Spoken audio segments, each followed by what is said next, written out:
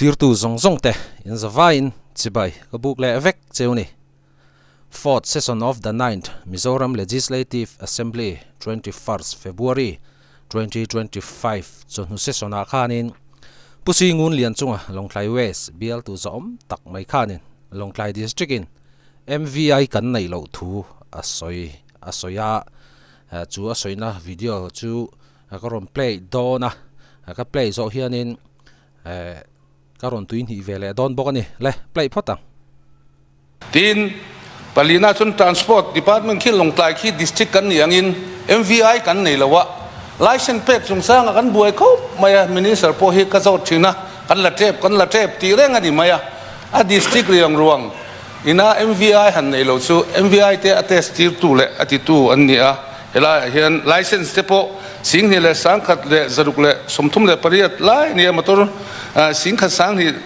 zani som paruk lai register ani khatiang thok khan Longklai a po son ani ve a MVI te nom lo chon har sat na tam tak kan tok thlat ani tin PHE di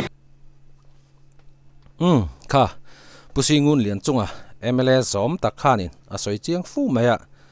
district capital kan ni vea district capital velema MVI han nei lo top me khachu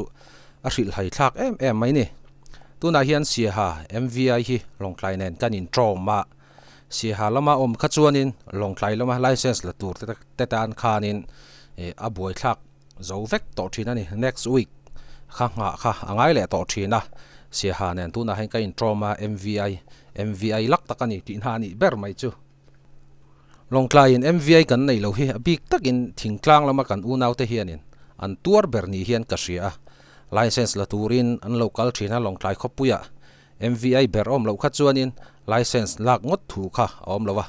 har sat na tam tak heng kan unaw thingtlang lama kan unaw te hianin an tok ve thina ni alang in license la turin an ron kal thina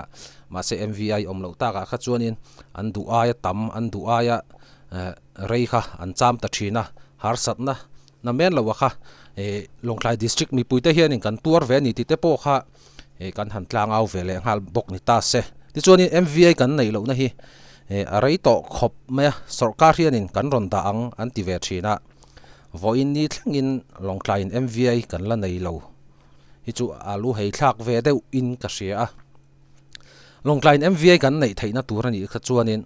Longklai a NGO sang te po hianin voice kan nei ve hi a hun to khop in ka ria ni district capital kan ni vea MVI nei lova omrenga hi chu adik lo deuh ni chu wang chuanin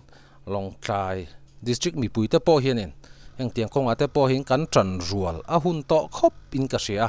Longklai hi kan van duai thina doctor thiam tak ten ron da thina ma se rei lo te lak sakin kan om le thina doctor te mei pia lama officer tam tak te po lak sakin kan om to thina enge heng tianga te po hianin voice han nei ngam hi kan om thin lo hi a boi thlak thin khop maya tuna po hianin hei kan ria kan hmuwa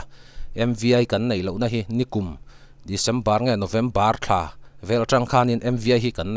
nei to lova Longklai district mi puin har sat na tam tak kan tok ve ni ti te po hi Mizoram mi pui te hian mi hriat pui ve taula ti kha ka du khop maya tuna chuanin Longklai NGO sang te hianin MVI kan nei theina tur hianin voice lian deuh taka kan nei hi a hun to khopin ka ria ni ti kha top na tan ka han soi ani le khati zong kha voina ta na video koron siam thei chu ni le tamai ta se ni danga video thar dang nai kain mole theu don ne